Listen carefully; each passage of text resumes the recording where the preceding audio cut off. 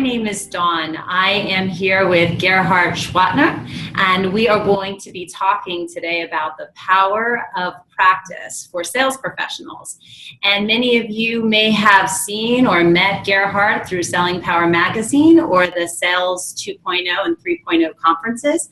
We're really happy to have him here with us today.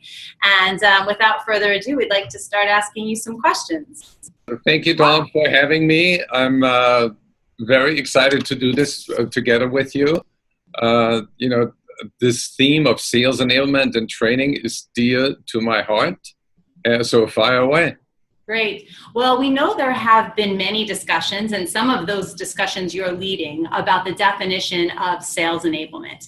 But today we want to dig a little bit deeper, and instead of defining it, we want to learn from you about some of the tactics and strategies that sales managers and sales professionals are deploying in order to reach some higher level of success.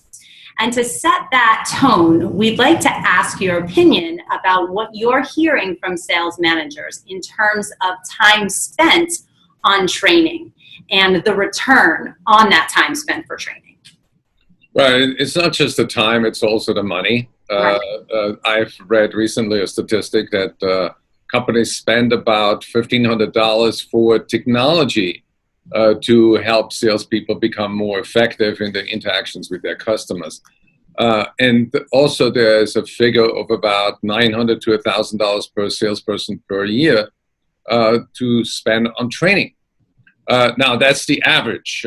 We just had a Sales 3.0 conference in Philadelphia last week, and there was one company where the VP of sales said that we spend about 6 hours a week in training, coaching, and motivating salespeople, which is outstanding. You know, they rehearse, they practice, they share best practices among their salespeople. They have about 150 in the company. And that is the upper level, I would say. So the median is not that great. Most companies spend very little time training and rehearsing. When a company does have that level of commitment to learning and practice and coaching, what type of results are they seeing? Well, they happen to be the number one in their industry, and they have about 30 very significant, rigorous competitors. So they created that secret sauce because the leader had that vision that, they make an analogy with sports. You know, if you took away the coaches for 1 month, how do you think you're going to perform after a month? You're probably going to lose a lot of games because players need that instant feedback. After every game, they have films, they watch it, they discuss it. I remember interviewing Pat Riley, and he has developed a metrics-driven basketball team like 15 years ago. Mm-hmm. And what you can measure, you can change. But if you just put yourself in the person, the sales manager's shoes, if they don't have metrics, if they don't have a game plan, if they don't have a coaching plan, then all they get from their salespeople is same old, same old. I firmly believe in that sports analogy. For years, we've talked to people about how, and we've seen great examples of how video has been used to change a player's game, and watching over and over again, changing, tweaking, seeing it again, doing it again. We see that it works. Why is it so difficult to get that type of behavior and technology and practice ingrained into the enterprise? Do you feel like there's some level of resistance? And if so, what is it? Well, in my view, there is a pain that is not exposed, that it doesn't hurt. Ignorance doesn't hurt anybody. And that's the challenge. When I started video role plays about more than 30 years ago, and I created an interactive video training module, And the minute I had salespeople discuss their process, they sounded really great. And then I said, let's act it out and let's do a role play. And, and they went in by saying, I will ask, diagnostic questions, and I'll assess the need, and then I'll do a presentation. And we'll limit the role play to about 5 minutes. And then before I rolled back the tape, I asked him, how many questions did you ask? And they said, 7 questions minimum.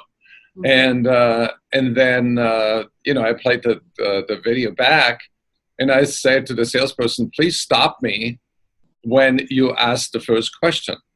Mm-hmm. And there was only one time that I had to stop the tape because there was only one question.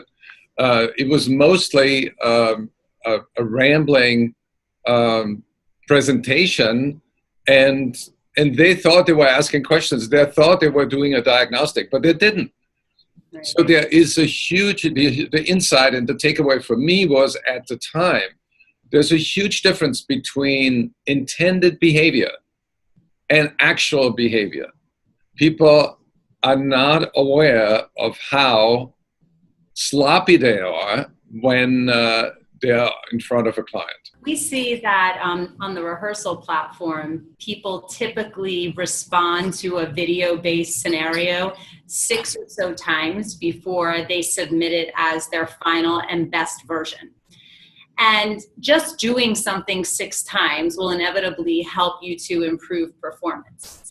Now we want them to circle back. So their manager or whomever gives them feedback. We want them to do it again.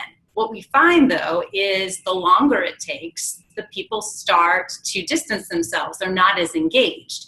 And so one of the things that we want to learn from you is how realistic do you believe it is for salespeople to continuously use a tool like this, even when they know it works? Where is the stickiness that we can all find to keep this behavior going? Well, it's all about the mindset. It's sales success to me is having the right mindset, having the right skill set, and deploying the right tool set. Mm-hmm. And skills development is tricky when the mindset is not in sync. In other words, when salespeople say to themselves, and it's really part of the belief system. Right. There are 2 beliefs, the optimistic mindset and the pessimistic mindset. And the pessimist, when something negative happens, they think it's personal, and they also think it's permanent. Whereas the optimist, they think when something negative happens, like a bad role play, then no, it's not personal, and it's not permanent, and they can redo it. So in our mindset training, we use little practice experiences where, let's say, you take a candy and a water glass, because that's in every conference room, and just try to toss the candy in the water glass. Very simple task. But a lot of people think it is silly to do that. But what is not silly is the self-talk that interferes with their performance. So if when we have people in the room that are go-getters, that are focused on results, then they'll do it maybe 8 or 10 or 12 times, and they don't mind failing. And then they succeed. And then they say, wow, this is terrific. I achieved something. And it's the same with everything, whether it's learning how to practice putting on a golf course, where right. People say, well, I'm just not good at that. So it's that belief that they are not good at that prevents them from performing better. And I'll give you another example.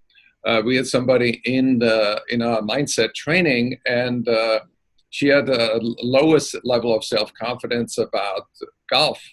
And so she changed that belief system and went out to the golf course with her boyfriend, and she declared with confidence, today I'm going to shoot a hole-in-one.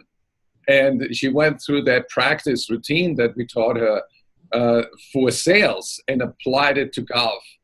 And on the first hole, she shot a hole in one. I firmly believe that mindset is what is going to bring people from point A to point B being the better. Now, a lot of times when we talk with companies about their mindset for something new and about committing to learning and practice, they're very, very excited up front. And then over time, sometimes a very short time, that enthusiasm breaks because there are distractions in the workplace, there are conflicting goals in mind. What type of activities can you suggest to maintain that positive mindset? And I ask you that from two perspectives, the management perspective and the salesperson perspective, because we need the salesperson's buy-in too. Right. There's a book by Dr. Strolz, and he talks about the adversity quotient. And I have this image behind me of Mount Everest. And it's very apropos because there are three types of mindsets. The first mindset is the climber, and the climber gets to the top, and nothing is holding the climber back. Why? Because they have a clear goal, they're prepared, they know more about the why than anybody else, and the bigger the why, the bigger the try, and they have a plan, and they have accountability partners. So the second category is the campers. They climb for a while and they go up to maybe that level, and then they camp and they say, well, it's a difficult day, the weather is no good, maybe we try tomorrow. And eventually they have a good time, but they get depressed because they never get to the top, and then they give up. And and they're called the campers. So the campers are former climbers that lost their mojo.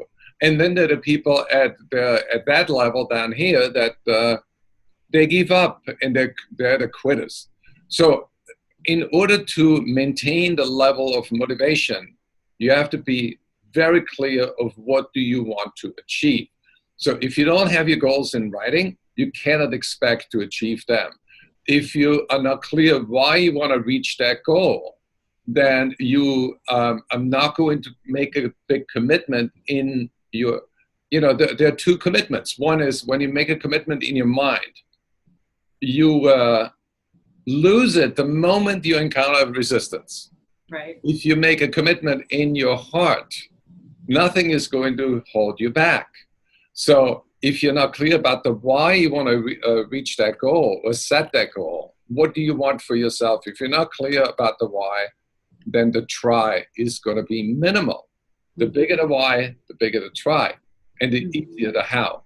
And the last one is the accountability partner. So if I say, Dawn, I will climb that mountain, and I know that I declared it to you, and I'm now accountable for my words and for my actions. So I don't want to embarrass myself and not do it.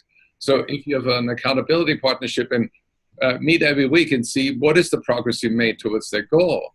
And you are asking me, how far did you go, Gerhard? What are the obstacles? Are you still committed? So if you have that regular accountability partnership conversation on a weekly basis, then nothing is going to hold you back.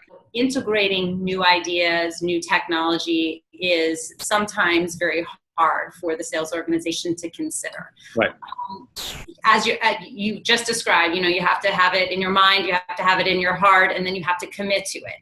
When it comes to something new, what are the best strategies for an organization to make that type of consideration and then to integrate it organizationally? Can you comment a bit on that? Yeah, because that is a really tricky question, because what drives progress and what drives change is technology. Mm-hmm. And technology is like medicine. It has side effects. So when people get exposed to technology like video role play or online role playing, then there is a fear factor with every technology, no matter what the new technology, like today it's artificial intelligence, and people are afraid of their jobs. A lot of lawyers say, well, there's software now that's machine learning driven that will replace the time we normally spend to analyze a case. because a machine can go through the documents faster than a legal mind can. And the same is going to happen with sales, that the bots will become smarter, and inside salespeople may be losing their jobs to bots that are more intelligent 5 years from now. So there will be about 3 million sales jobs in the next 5 years that will disappear. That's a reality. And here's the thing. Technology will make good salespeople great. It will make great salespeople unstoppable. And it will make average salespeople irrelevant. So you need to think in your mind about technology versus humanity. If you are a geek and you're technology obsessed, you're not going to be as effective as other people. If you're just human focused and disregard technology, you become obsolete because you're not going to have the tools that you need to move forward faster. So in the upper quadrant, you have high technology, high humanity, where people have a better understanding of themselves, their capabilities, and their hopes and dreams and their drives. And they exploit technology to the max, but also they get the most out of themselves. And those are the peak performers that will survive and that will thrive in any age. We're all excited about video, and sometimes when we talk to sales companies, they get excited, sales organizations, they're excited about the prospects of video. And yet, when it comes down to it, the use of video is far less than we actually think. You're talking to salespeople all the time. Do you feel that they're gravitating toward more video usage, or do you feel like it's still something that they think about using, but they're not really doing yet? Well, video is almost like a mirror where you confront your own vanities, where you look at yourself and say, well, maybe my hair is not right. So people become self-critical. Right. And because they're self-critical, they're not willing to experiment. And the best videos I've ever seen about people where they are themselves. And salespeople need to be more authentic. They need to live in the present moment. They need to be in the here and now. They cannot worry about the past or worry about the future and get distracted. And that is something, video sharpens the focus of people on the results they want to get and not on themselves. And you need to let go of your vanity and be yourself 100%.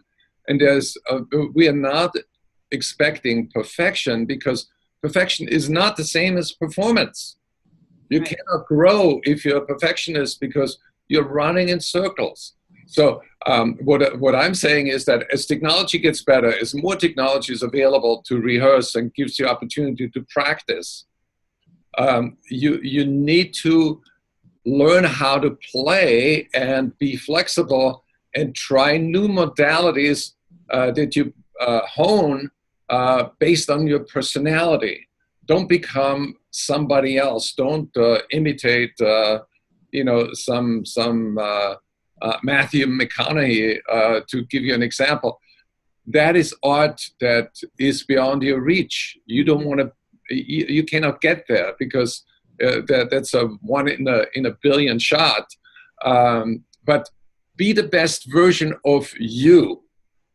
If there was something that you could say to a company that was on the fence about whether or not they were ready to take a leap to use a technology like this, what are the things that you would recommend or advise them in terms of preparing properly to integrate a platform like this and sustain its usage so that you could see great results? Well, that's an excellent question. And essentially what people do in companies, they play office, and they want to be very logical and take the emotion out of the business and be very serious. Mm-hmm. And to me, that is inhibiting creativity. That is inhibiting the growth of people. So we need a lot more play before we can get serious with video. I'll give you an example. I recently did a mindset workshop, and introduced executive Legos. And that's Lego for executives. And you can, give a group of, let's say, 5 people the task, build something tall, and you got 2 minutes. And then all of a sudden, there's so much engagement, and they all try to collaborate and then be better than the group next to them. Mm-hmm. And then they'll learn. The learning lesson is, if you want to build something tall, you need a foundation. And if the foundation is not good enough, the whole thing collapses. And then I give him another exercise and ask him, build what you think is your mindset. Build a representation of your mindset, and then explain it. So there is the process of planning, there's the process of creation, and then there's the process of interpretation. They're planned together, they're built together, but then when you ask them to interpret what they have created, everyone has a different interpretation that is a representation of what they think about the mindset. But the key is, if you allow things to flow organically, and that happens in play. And if you give people a task, you can give them a simple task and say, go have somebody go and take a book and read a short paragraph from a book.